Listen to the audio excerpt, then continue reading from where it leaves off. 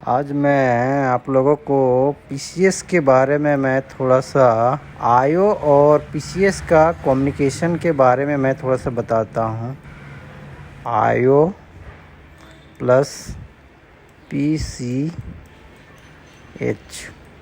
इसका कम्युनिकेशन के बारे में बताता हूँ। ये एक्चुअली सबसे ज़्यादा मेरा प्रॉब्लम आता किस में है, कभी आपका लैपटॉप ये मेरा ऑन हो रहा है और ऑन हो के ये मेरा ऑफ़ हो रहा है, ये मेरा ऑफ़ हो रहा है, ऑन हो के ऑफ़ हो रहा है, या फिर आपका सिस्टम ऑन ही मतलब ऑन ही नहीं हो रहा है। मेरा सिस्टम जब सिस्टम ऑन ही नहीं रहा हो, डेड केस में आए, ऑन नहीं हो रहा हो, तब का पोजीशन के बारे में आईओ और पीसीएस में क्या कम्युनिकेशन होता है उसके बारे में मैं थोड़ा सा आप लोग को डिस्कस करके मैं बताता हूँ आज। कि किसी ने बोला था कि सर मेरे को थोड़ा सा आईओ और पीसीएस का कम्युनिकेशन के बारे में मुझे एक्चुअली बताओ, मैं थोड़ा सा कन्फ्यूजन हो जाता हूँ किसी चीज़ में। तो मैं सोचा क्यों नहीं आज थोड़ा सा आईओ और पीसीएस का कम्युनिकेशन का ही चीज़ में बताता हूँ, एक एक करके। क्योंकि अगर पहला तो आपका 19 वोल्ट इन हो गया, 19 वोल्ट के बाद आपका 3.3 वोल्ट, 5 वोल्ट ऑलरेडी सबने चेक करता है, ये मेरा ऑलरेडी इन हो गया, ये सप्लाई भी मेरा ओके हो गया। उसके बाद एलडीओ का जो सप्लाई आता है वो सीधे आईओ पे चला जाता है। एलडीओ का सप्लाई आईओ पे आ गया। अब एलडीओ का सप्लाई जब ये आईओ पे आ जाता है तो आने के बाद यहाँ से एक सप्लाई रिलीज होता है, मतलब निकलता बोल सकते हैं या फिर आउट होता है, ये वो आप बोल सकते हैं, जिसको आपको जैसा कन्फ्यूज हो। तो आईओ से एक सप्लाई आउट होता है, तो वो सबसे पहला सप्लाई मेरा जो होता है आरएसएम रीसेट। मेरा ऑलरेडी कहाँ पे है आरएसएम रीसेट का सप्लाई, आप ये मेरा देख सकते हैं, ये मेरा आरएसएम रीसेट का सप्लाई है। तो आईओ से जो मेरा इन होता है वो यहाँ से निकल कर के आरएसएम रीसेट पे आता है।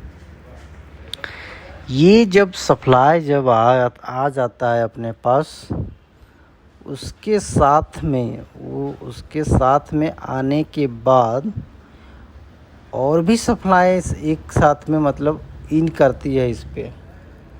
ऐसा नहीं है कि इन नहीं करती, एक एक करके ये सारा सप्लाई मेरा इन करता है। बहुत कोई कन्फ्यूजन हो जाता है कि सर क्या चेक करे क्या ना चेक करे, तो इसीलिए कन्फ्यूजन हो जाता है। तो आरएसएम रीसेट आ जाता है। उसके बाद आरएसएम रीसेट के बाद में ये जो बटन का जो आपको देख रहे हैं, मैं थोड़ा सा जूम कर दूँ और थोड़ा नहीं दिखाई पड़ रहा होगा। यस, ये जो आपका जो बटन का जो सप्लाई है, ये जो आप बटन का जो सप्लाई देख रहे हैं, ये यहाँ से देख सकते हैं पावर बटन का सप्लाई का इन्फॉर्मेशन भी पावर बटन का मिलता है इस पे। ये सप्लाई देख सकते हैं पावर बटन से सीधे इन कर रहा है। तो जब आईओ से पावर बटन आउट होके स्विच पे चला जाता है, तो स्विच में जो सप्लाई रहता है हाई लो का जो सप्लाई रहता है, तो जो हम लोग जो बटन को प्रेस करते हैं, वो जो प्रेस करते हैं तो वो दो जगह सप्लाई चला जाता है। एक मेरा आईओ पे आ गया और एक मेरा पीसीएस पे आ गया, सीधे ये इस पॉइंट पे आ जाता है। ये मेरा इस वाले पॉइंट पे मेरा सप्लाई आ गया। पहला तो मेरा ये सप्लाई बना, तो ये पावर बटन प्रेस करने के बाद आपका पीसीएस में इनफिल्ट्रेशन होता है इस पे, तो पीसीएस को मिल जाता है ये कि ये मेरा मोड एक्टिव हो गया। अब ऑन करते हैं तो आप इसमें जैसे ही ये पावर बटन प्रेस का ये आपको सिग्नल मिल जाता है आईओ को और पीसीएस को, तो ये सीधे आप देख सकते हैं ये जो सप्लाई है, तो ये जो मेरा सप्लाई है ये यहाँ से आउट हो जाता है। S5 S5 S4 S3 का सप्लाई यहाँ से आउट हो जाता है।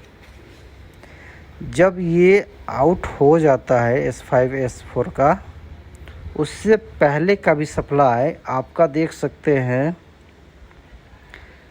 ये पावर बटन हो गया आपका। आप पावर बटन को आप प्रेस नहीं किए हैं, प्रेस करने के बाद आपका ये सप्लाई बनाएगा। प्रेस आप जैसे पावर बटन को आप प्रेस नहीं किए हैं तो उससे आप एक फिर इसको भी, ये जो आपका AC डिटेक्शन परजेंट बोलते हैं कि IO में भी चेक करते हैं और आपका इस वाले सेक्शन में भी, ये भी इसमें भी AC परजेंट का सप्लाई इस पे भी मिलता है। तो ये बहुत कोई देखते हैं कि ये इसको ध्यान जनरली देते नहीं हैं, लेकिन ये भी एक प्रॉब्लम रहता है इस पे AC डिटेक्शन का। इसमें भी आपका ये 3.3 वोल्ट का ये आपको मिलेगा। इस पे आपका अगर कभी फाइनली अगर ओरिजिनल अडाप्टर डालने के बाद भी अगर यहाँ पे अगर 3.3 वोल्ट अगर ना मिले तो आपका भी बोर्ड ऑन नहीं होगा कभी। ये भी बात थोड़ा सा आप ध्यान दे के रख सकते हैं। और ये जो आपका है PCS, तो ये बैटरी, अच्छा बैटरी वोल्ट लो, जो बैटरी वोल्ट का जो लो का सिग्नल इसमें 3.3 वोल्ट ऑलरेडी इस पे मिलता है और ये बैटरी का ही कनेक्शन से आता है ये। और आपका ये PCS रेगुलेटर या इनक्लाइट या लाइट है, या जो आप बोल सकते हैं, हर कोई अलग अलग नाम से इसको बोलते हैं। तो ये मेरा सप्लाई, ये तो मेरा पावर बटन का सप्लाई जब प्रेस करते हैं तो सप्लाई जब इस पे इन होता है तो ये आउट हो जाता है। उसके बाद ये सप्लाई मेरा नहीं मिलना चाहिए 3.3 वोल्ट, ऑलरेडी ऑलवेज PCS का 3.3 वोल्ट का। कभी कभी होता है क्या है, मुझे 2 प्रॉब्लम इस तरह का मिला है कि ये जो रजिस्टेंस पे प्रॉब्लम कर जाता है। ये जो सप्लाई तो मेरा इन यहाँ पे पहुँच रहा है, बट यहाँ पे मेरा नहीं पहुँचने के कारण मेरा ये ऑन ही नहीं होगा, ये प्रॉब्लम करता है। कभी कभी जो बोलते हैं ना कि सर बैटरी लगाते हैं तो ऑन होता है और बैटरी नहीं लगाते हैं तो ऑन नहीं हो जाता है, अडॉप्टर मोड से ऑन नहीं होता है, बैटरी मोड से ऑन हो जाता है। तो इस कंडीशन में यहाँ से भी इशू रहता है। इस रजिस्टेंस पे आपका इस रजिस्टेंस से भी इशू रहता है। तो उसके बाद जब आप देख सकते हैं ससोन का सप्लाई कहाँ पे है, मैं आपको दिखाता हूँ। ससोन सस्पी का जो सप्लाई बोलते हैं बहुत कोई कि बस सर ये सप्लाई नहीं बन रहा है, तो कैसे। ससोन का क्लॉक होता है, क्लॉक का जो सप्लाई अगर नहीं बने तो उसके वजह से भी डिस्प्ले नहीं है। जब मान लें ये बटन प्रेस कर दें, ये सारा मेरा सप्लाई यहाँ से आपका सारा सप्लाई आपका यहाँ से सारा सप्लाई का मेरा प्रेजेंट हो गया। मैं आपको उस केस के बारे बता रहा हूँ कि जब आपका लैपटॉप ऑन नहीं होता है, उस केस के बारे में बता रहा हूँ। ये नहीं कि जैसे ऑन होके ऑफ हो रहा है, उस केस के बारे में नहीं बता रहा हूँ। तो जब आपका ऑन नहीं हो तो IO का रिक्वायरमेंट तो फुलफिल होने के बाद जब यहाँ से सप्लाई आउट नहीं होने, IO को नहीं मिलता, उस कारण से भी प्रॉब्लम करता है। तो जब ये मेरा जो सप्लाई मिलने के बाद ये जो ससोन जो क्लॉक है, ये सप्लाई भी IO पे जाता है। ये सप्लाई भी घूम फिर के IO को जाता है ये।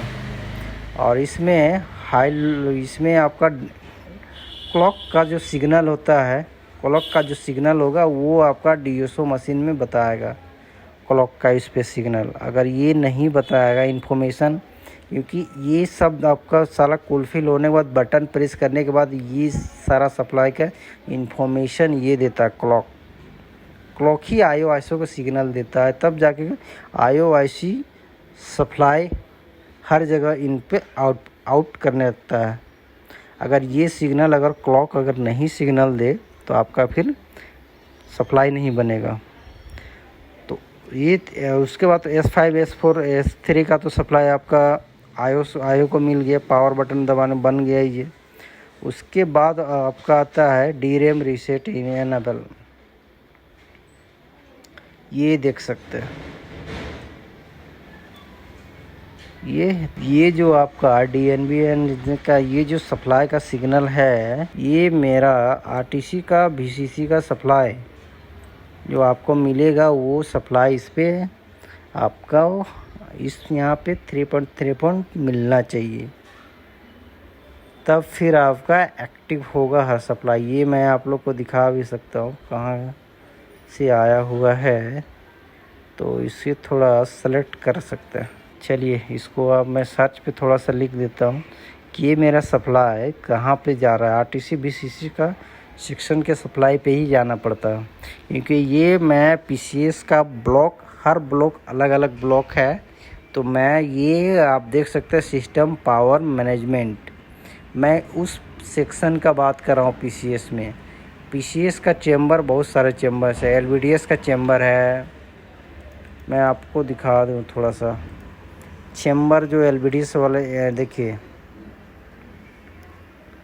ये कहाँ चला गया। यस, आप देख सकते हैं इस पे डिजिटल डिस्प्ले इंटरफेस का ब्लॉक अलग हो गया आपका। इसमें क्लॉक का PCI का अलग हो गया, SMD का अलग हो जाएगा, USB का ब्लॉक अलग हो जाएगा। बहुत सारा जो आपका एक PCI इसमें देखिए PSL LPCS का ब्लॉक अलग है, SATA का ब्लॉक अलग है, आपका RTC सेक्शन का ब्लॉक अलग कर दिया। इस तरह करके PCS में हर अलग मैनेजमेंट का करके एक बाय ब्लॉक यहाँ पे आपका मिलेगा आपको। तो मैं आपको अभी बता रहा हूँ सिस्टम पावर मैनेजमेंट का ब्लॉक के बारे में बता रहा हूँ। आपका कोई भी आपका बोर्ड हो, डायग्राम हो, आपका हर बोर्ड डायग्राम में आपको मिलेगा ये चीज़। ये जेन्युइन सी बात है। और जब तक से ये फुलफिल नहीं होगा आपका सिस्टम कभी ऑन नहीं होगा। बहुत कोई करते हैं क्या कि 3.5 वोल्ट बना, 5 वोल्ट बना, रैम वोल्टेज बन गया, उतना ही चेक किए बस, उसके आगे चेक भी नहीं किए और बोले चलो ठीक है नहीं बन रहा है। तो ये चीज़ थोड़ा सा प्रॉब्लम करता है। तो ये RTC VCC सेक्शन से ये डायरेक्ट इनपुट यहाँ पे हो जाता है। तो वो कभी भी आपका प्रॉब्लम करे तो आप इस पे ज़रूर आप चेक कर सकते हैं। तो चलिए मैं इसको सर्च कर लेता हूँ एक बार, डायरेक्टली मैं इस पे लिख लेता हूँ।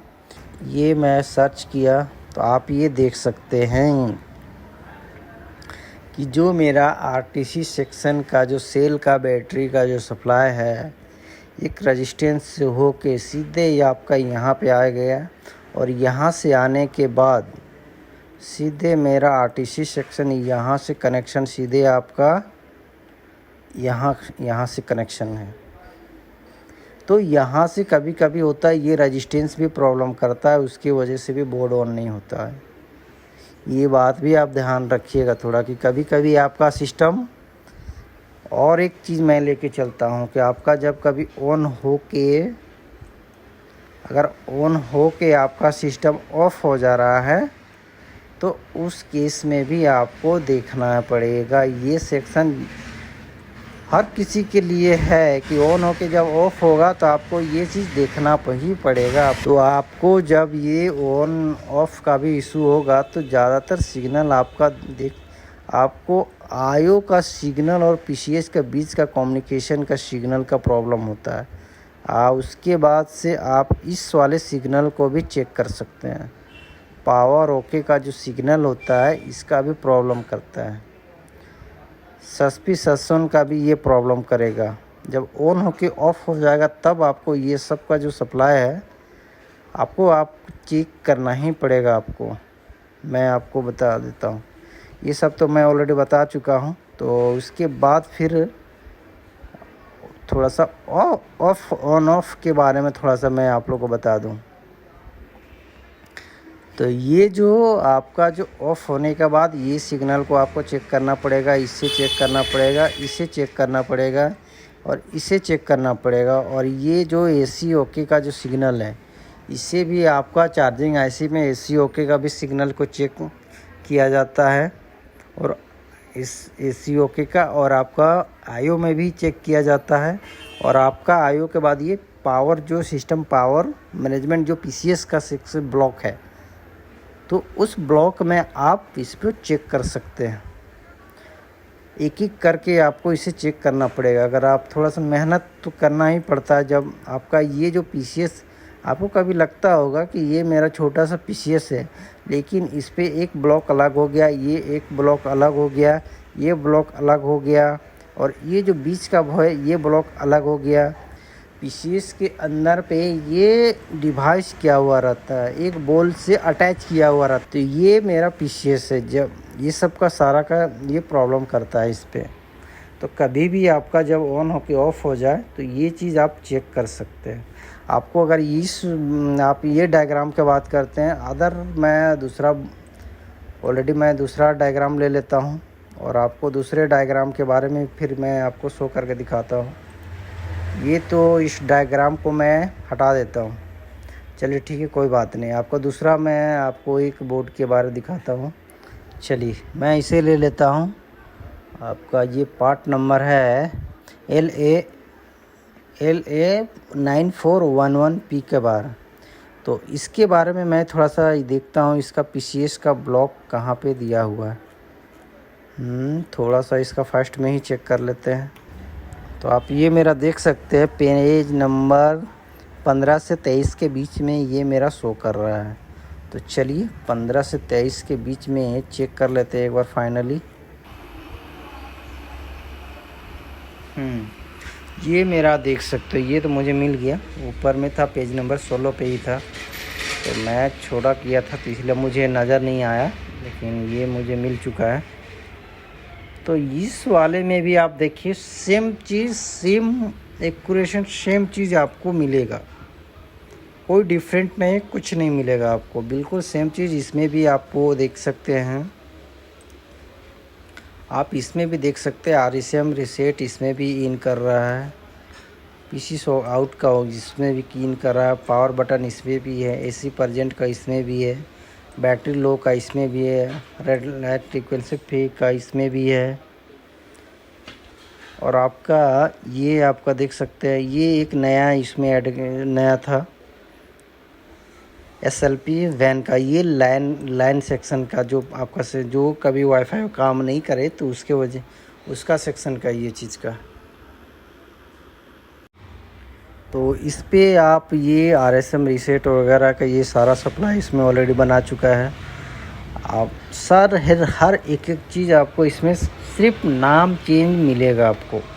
क्यों? क्योंकि बोर्ड का जो मैन्युफैक्चर इस पर कौन किया है, ये कॉम्पेल का किया हुआ है। आप देख सकते हैं, कोई वेस्ट्रॉन में आपका नाम चेंज कर देगा, लेकिन आपका जो सप्लाई होगा बिल्कुल सेम एक्यूरेसी होगा, सेम चीज़ होगा। इसलिए आप लोगों को कभी कन्फ्यूजन नहीं होना है, क्योंकि बोर्ड बनाने वाले ने कंपनी जो होती है तो वो सब अपना अपना अलग अलग बोर्ड का डायग्राम को बनाते हैं, उसी हिसाब से अपना नाम भी दे के शो करते हैं। इसलिए कन्फ्यूजन होने का भी ज़रूरत नहीं है, क्योंकि इसमें भी मैं देखिए आपको इसका बारे बता रहा था कि ये ऑलरेडी RTC सेक्शन से आता है। RTC का जो VCC का सप्लाई जो होता है 3.3 वोल्ट, ये PCS में आता है। कभी कभी इसमें भी नहीं आने के कारण आपका बोर्ड नहीं ऑन होगा। जैसे RSM रीसेट मिल जाता है तो ये जो आपका आदमी अगर कंफ्यूज हो जाता है तो इसी वजह से कंफ्यूज हो जाता है, आदमी को समझ में नहीं आता क्या करे क्या ना करे। तो धीरे धीरे पहले आप सीमेटिक्स को पढ़ना सीखिए सही से, एक्यूरेट, और उसके बाद सही से काम कीजिए। आपका बिल्कुल 110% आपका बोर्ड बनेगा। थोड़ा सा टाइम मांगता है, मेहनत करने की ज़रूरत है। तो चलिए दोस्तों, अगर मैं कहीं मिस्टेक से गलत बता दिया हूँ तो आप मेरे को भी बता सकते हैं, कोई दिक्कत नहीं है। क्योंकि इस लाइन एक ऐसा लाइन है, कोई भी कितना भी जानकार हो उससे कम ही लगता है कि मैं और ही कम ही जान रहा हूँ। तो मेरे तरफ से भी कोई मिस्टेक हो तो कमेंट में आप बता सकते हैं, कोई दिक्कत नहीं है। चलिए दोस्तों, थैंक यू।